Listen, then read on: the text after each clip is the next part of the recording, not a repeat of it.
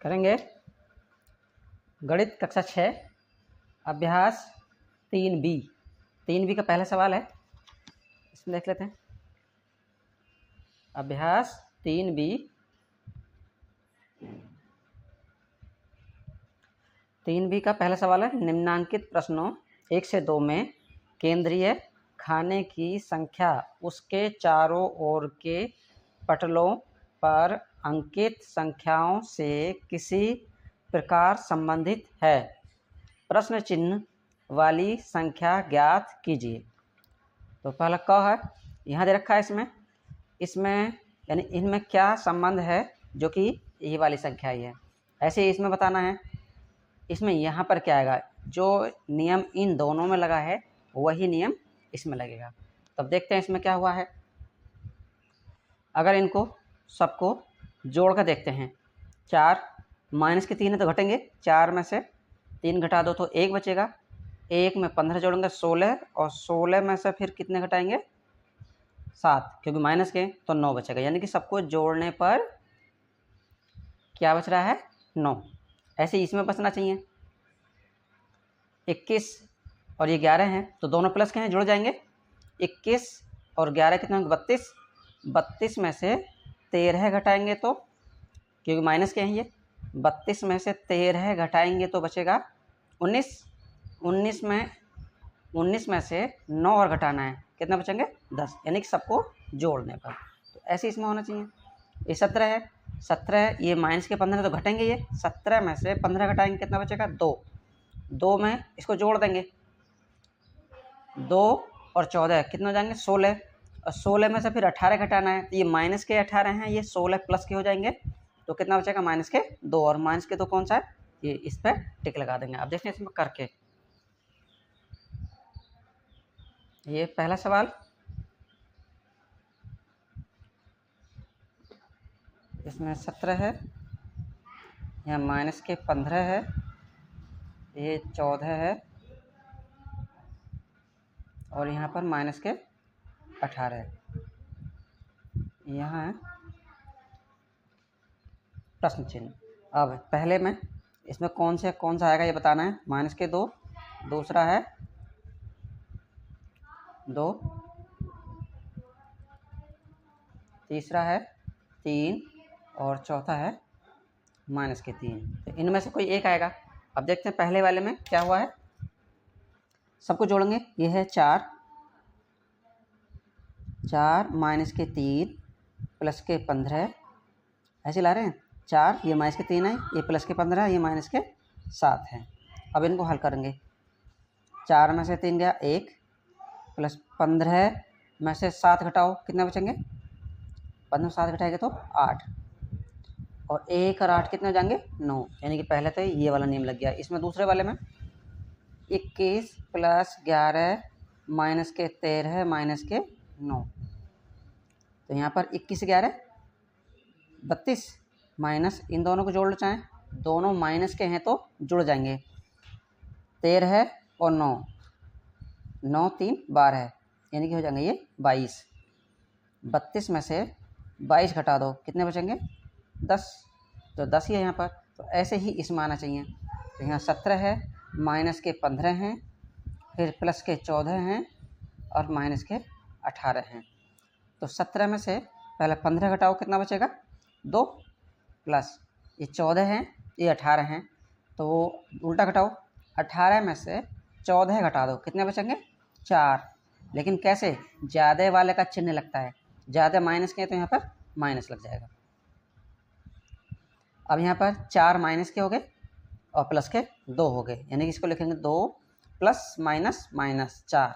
4 में से 2 घटा दो, उल्टा घटाएंगे कितना बचेगा 2, चिन्ह ज़्यादा वाले का लगेगा, ज़्यादा माइनस के हैं तो माइनस का। कौन सा आंसर है इसमें, माइनस के 2 देखो, इसमें माइनस के 2 आएगा। अब 2 देखेंगे इसमें कौन सा है माइनस का, तो पहला वाला है, पहला वाला सही हो जाएगा, इस पर सही का निशान लगा देंगे। अब दूसरा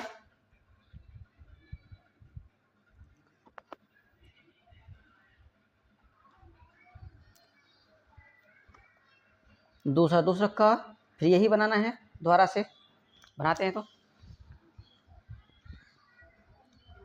क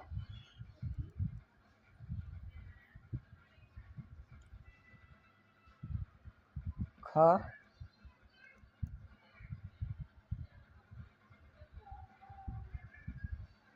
और ग।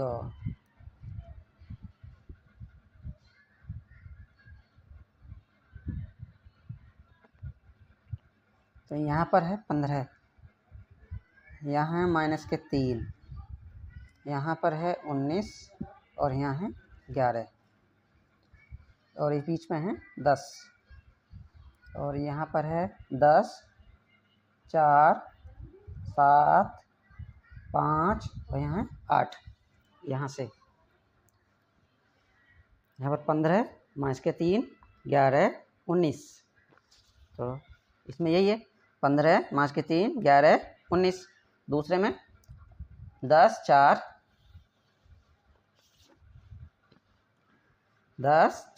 7, 5 सब प्लस के हैं। 10, 4, 7, 5। अब तीसरे में 12, 5, 6, 8 सब प्लस के हैं। 12, 5, 6, 8। अब इन तीनों में, इन दो में जो नियम लगा है वही इसमें लगेगा। इसका ऑप्शन है, पहला है -5, दूसरा है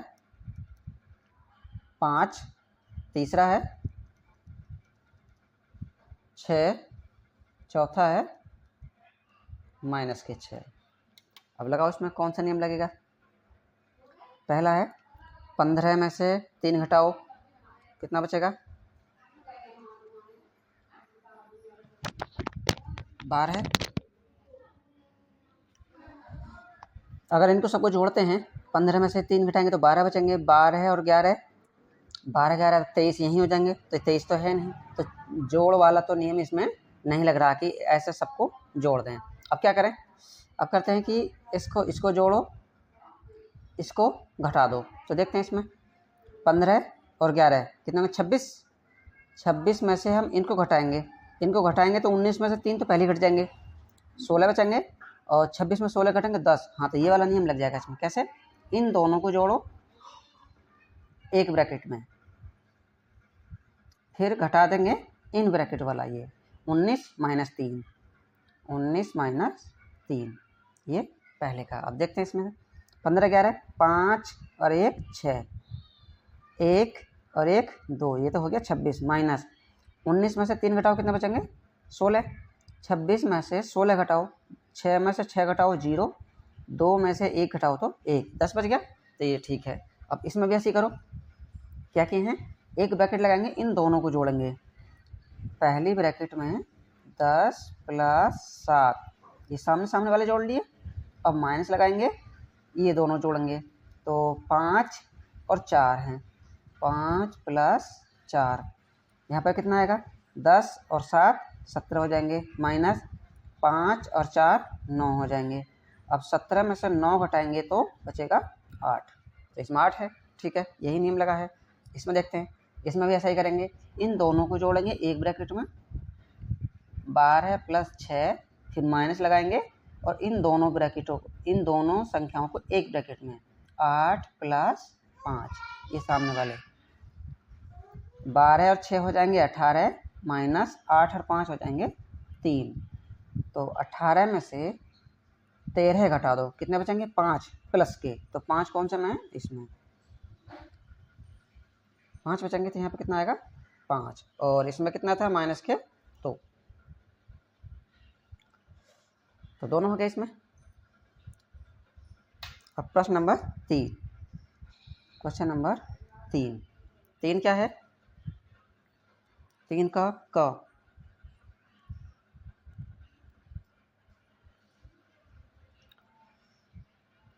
तीन है, अपनी अभ्यास पुस्तिका में खाली जगह भरिए। क है 2 पूर्णांकों का योगफल सदैव, फिर खाली स्थान है। तो यदि 2 पूर्णांक हैं, कोई भी पूर्णांक ले लेंगे, मान लेते हैं ये उत्तर है, क का उत्तर हल। 2 पूर्णांक ले लो कोई भी,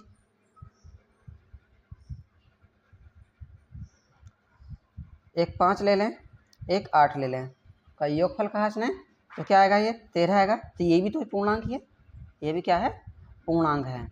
तो पहले में इसमें उत्तर आ जाएगा हल में आएगा, इसमें क्या आएगा खाली जगह में? पूर्णांक। पूर्णांक। ख वाला खाली जगह में यहाँ पर आएगा पूर्णांक। यहाँ पर दो धन पूर्णांकों का योगफल फिर खाली जगह होता है। तो धन पूर्णांक का मतलब दोनों प्लस की संख्या होनी चाहिए, और प्लस की संख्याओं को योगफल का मतलब जोड़ेंगे तो क्या आएगा? धन पूर्णांक यानी प्लस की ही आएंगी। अगर किसी को भी जोड़ दें हम 5 + 6, ये धन पूर्णांक हो गए दोनों, और इनको जोड़ेंगे तो कितना आएगा? 11, यानी ये भी धन पूर्णांक ही होगा। तो हल में क्या आ जाएगा? खाली जगह में आएगा धन पूर्णांक, ये भर देंगे इसमें, तो ये आंसर हो जाएगा। ये आंसर है। और ग वाला, ग में क्या है? दो ऋण पूर्णांकों का योगफल फिर यहाँ पर होता है। तो अगर दोनों ऋण का मतलब माइनस की संख्या है, दोनों माइनस की संख्याएं हैं और उनको जोड़ेंगे तो माइनस की आएंगी, यानी कि ऋण है तो यहाँ पे भी ऋण पूर्णांक ही आएगा। तो यहाँ पे क्या भर सकते हैं? इसमें आएगा पूर्णांक, यहाँ भर सकते हैं पूर्णांक, और यहाँ पर धन पूर्णांक, यहाँ पर ऋण पूर्णांक। तो ग वाले में आएगा ऋण पूर्णांक, ये आंसर हो जाएगा। फिर प्रश्न नंबर 4 है, सत्य अथवा असत्य बताइए। क वाला, किसी पूर्णांक तथा इसके योगात्मक प्रतिलोम का योगफल शून्य होता है। किसी पूर्णांक तथा इसके योगात्मक प्रतिलोम, कोई पूर्णांक लेते हैं, अगर 5 लिया प्लस का तो उसका योगात्मक प्रतिलोम क्या होगा? -5, और उन दोनों को जोड़ेंगे तो शून्य हो जाएगा। सत्य है। 4 का क लिख देंगे सत्य है। सत्य है। ख वाले में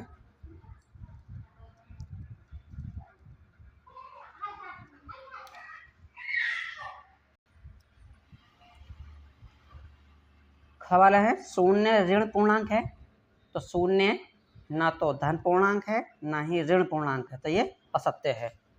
ख वाला असत्य है।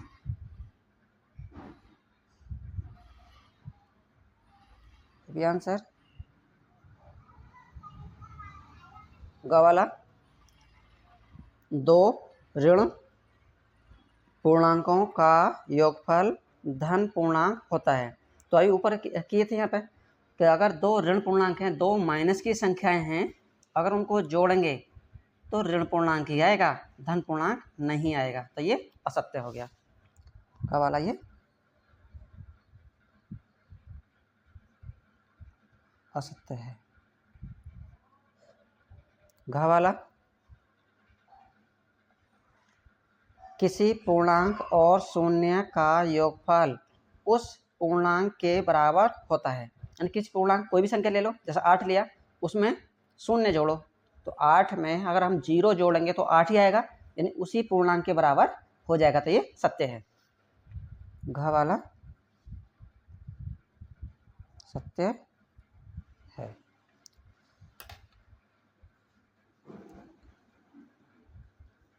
च, इसके बाद में च वाला देखो, एक ऋण और एक धन पूर्णांक का योगफल सदैव धन पूर्णांक होता है। तो एक ऋण पूर्णांक, ये जरूरी नहीं है कि धन पूर्णांक ही आए। क्यों? क्योंकि अगर यहाँ पे माइनस की संख्या बड़ी हुई तो माइनस का आएगा, और धन यानी कि प्लस की संख्या हुई बड़ी तो प्लस का आएगा, तो ये गलत है, यानी कि असत्य है। असत्य है। 6 वाला, संख्या रेखा पर -18 और +18 शून्य से समान दूरी पर होते हैं।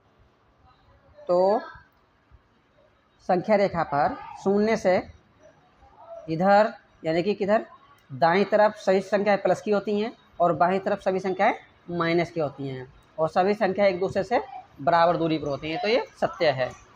लिखेंगे सत्य है।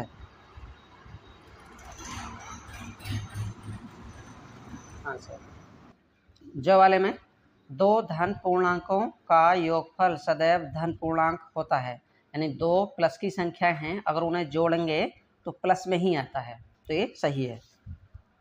जो वाला जो यहाँ लिख लेते हैं, सत्य है।